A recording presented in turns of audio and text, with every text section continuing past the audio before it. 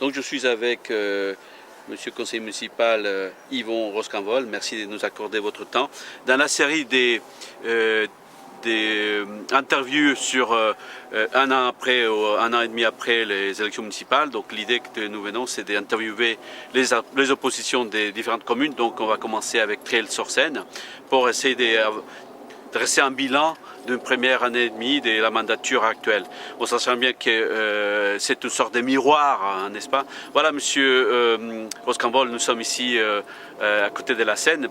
Pourriez-vous me dire quel est, selon vous, les premiers enseignements que vous tirez de ces premières années ou et demie de la mandature de Monsieur Aoun en tant que maire de Triel? Tout d'abord, moi, ce que je voudrais dire, c'est que ce qu'ont pu observer de nombreux Triellois, on peut remarquer que la ville s'est dynamisée, il y a de l'animation dans la ville, et ça, je dirais que c'est un point positif.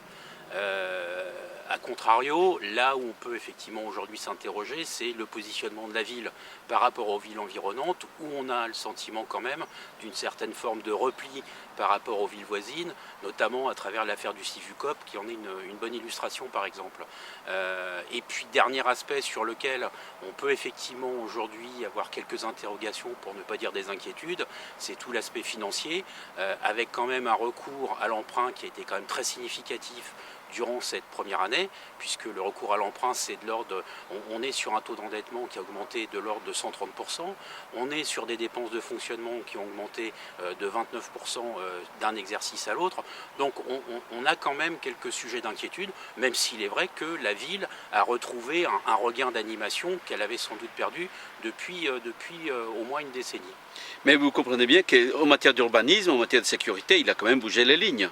Il s'est doté d'une équipe municipale, une équipe des agents municipaux qui font leur boulot. Les gens sont quand même satisfaits. Et d'autre part, l'urbanisme, il a marqué différemment les esprits, notamment avec l'idée de geler une partie des projets qui posaient problème et ouvrir l'urbanisation à Faucherolles-Bazin.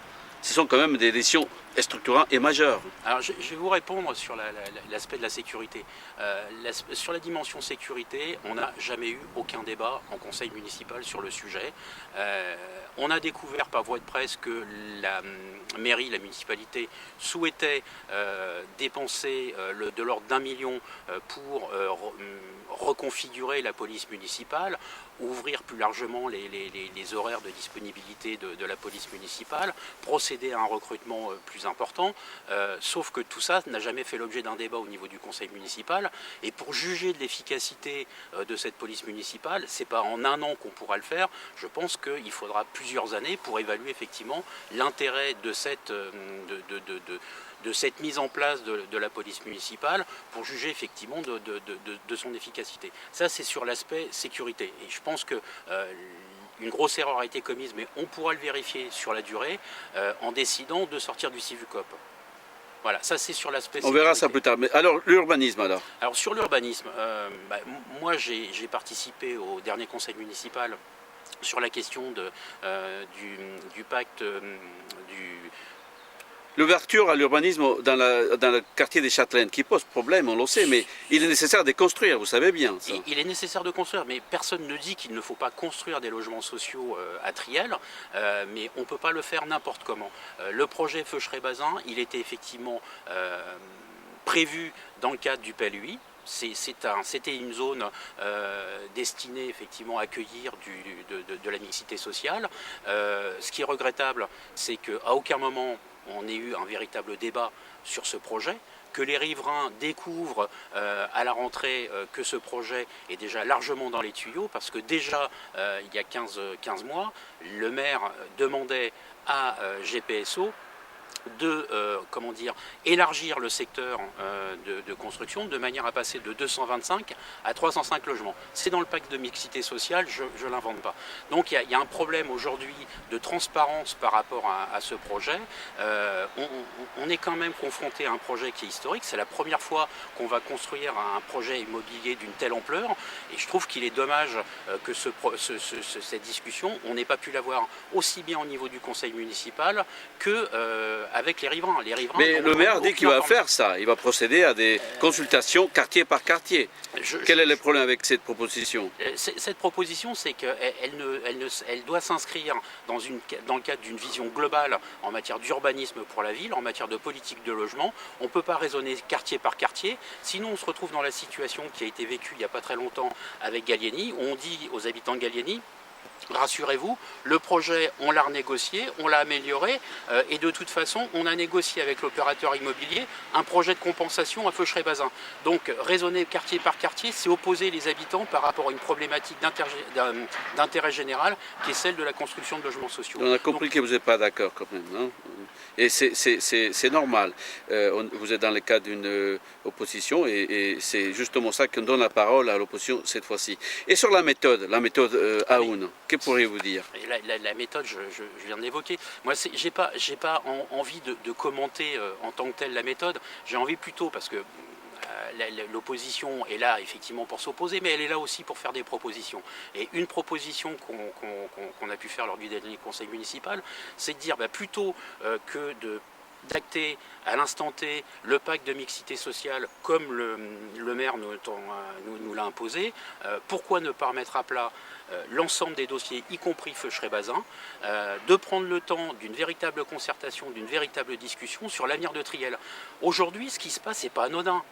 On n'est pas en train de discuter de la thématique qui sera celle du prochain marché de samedi prochain. On est en train de parler de l'avenir de la ville. On est en train de parler de l'évolution de la qualité du cadre de vie pour les Triellois. On est en train de parler de ce que sera la ville de Triel encore dans 40, 50, 60, 70 ans. Quand vous construisez un parc de logement d'une telle ampleur, vous conditionnez des évolutions majeures pour la ville sur des décennies. Donc on ne peut pas se contenter d'un débat, d'un pseudo-débat en conseil municipal qui n'en est pas un d'ailleurs, puisqu'on est y compris censuré quand on essaie de faire des propositions.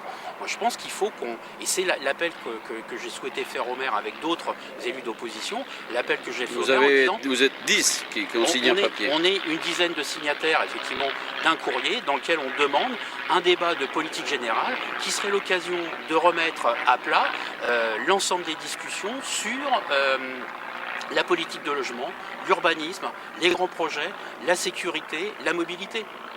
La mobilité, si on prend l'exemple de la mobilité, aujourd'hui, on sait qu'il y a EOL qui va arriver en 2024. Qu'est-ce qu'on fait au niveau de Triel? Quel débat on a sur le fait de faciliter l'accès à EOL pour l'ensemble des Triellois qui souhaitent l'utiliser? C'est une vaste question. C'est une vaste question. Mais avec le fait d'avoir mis une navette. Je me permets de finir, mais c'est une question qui est fondamentale aujourd'hui, parce que c'est aujourd'hui qu'on doit se la poser. Ça ne sera pas en 2024. En 2024, ce sera trop tard. Concernant un petit mot sur la navette, vous avez des choses à dire. Comme tout le monde a applaudi la navette qui a été mise en place par monsieur le maire. Écoutez, la navette, si on regarde l'historique... Bus électrique et tout ça. Si on regarde l'historique par rapport à la navette, on a eu une présentation en septembre. On a eu à l'ordre du jour, en septembre, pardon, une discussion, une délibération sur l'octroi d'une indemnité, d'une subvention concernant donc cette navette. Nous, on a demandé, avant de se positionner sur cette subvention, on a demandé à avoir plus de détails par rapport à ce projet. On a voulu comprendre pourquoi l'acquisition plutôt que la méthode location. Ne vous convient pas, on a compris ça. Non, mais c'est pas que la méthode. C'est pour expliquer en fait qu'on n'a pas eu de débat de fond sur la navette en tant que telle. Oui. On s'est donc positionné, on s'est abstenu, on a voté contre cette subvention. Ce qui nous a d'ailleurs valu d'être mis à l'index par les amis de M. Aoun et M. Aoun lui-même sur les réseaux sociaux, mais c'est pas grave. Derrière, il y a eu une consultation des habitants pour savoir quel itinéraire, quelle ligne il fallait mettre en place. Beaucoup de gens ont participé. Hein. Beaucoup de gens ont participé parce que ça a suscité une véritable attente, c'est vrai. Il y a eu une expérimentation qui a duré 15 jours. À l'issue de l'expérimentation qui a duré 15 jours, il a été décrété qu'effectivement, c'était bon, on pouvait y aller, la navette, fallait la mettre en place. Quel est le problème? Elle est là, la navette, maintenant elle existe. Le problème, problème, c'est qu'aujourd'hui, cette navette, elle est sous-utilisée, elle ne fonctionne que le samedi matin et depuis peu le mercredi, alors qu'il y avait un engagement qui était pris pour qu'elle fonctionne tous les jours de la semaine et que les 3 lignes qui étaient issues de la concertation soient effectivement effectives et mises en place.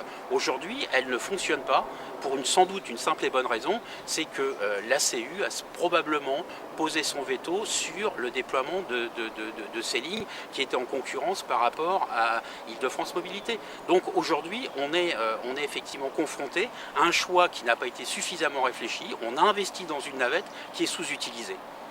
Qui en pâtit? Les Triellois. Une dernière question que j'ai envie de poser, vous aurez fait la même chose si vous étiez à la place de Monsieur le maire? Nous aurions fait la même chose. Oui. Sur quoi? Sur la méthode. Il faut aller vite. La ville a pris tellement de retard qu'il faut aller vite. Moi, je pense qu'il est préférable. Seul, on va vite. Ensemble, on va plus loin. Et nous, ce qu'on proposait, si on avait été élu dans la majorité municipale, c'était d'organiser une rencontre avec tous les acteurs, toutes les composantes du conseil municipal, et de regarder ce que nous avions en commun, et nous atteler d'abord à ce que nous avions en commun. C'était un moyen de travailler ensemble sur les projets, c'était aussi un moyen de construire ensemble, d'avancer ensemble, et sans doute que le retard peut-être qui aurait été pris au départ aurait été rapidement comblé et nous aurait évité des débats inutiles. Voilà, donc on n'aurait pas fait pareil, on aurait travaillé avec l'opposition. Moi je pense qu'il faut miser sur l'intelligence collective, il faut travailler avec l'opposition, il faut aussi travailler avec les Triellois. Il faut avoir confiance dans l'intelligence collective. Or aujourd'hui on a plutôt le sentiment d'une municipalité qui travaille en solo, qui ne souhaite pas associer les Triellois, qui se confronte à certaines associations.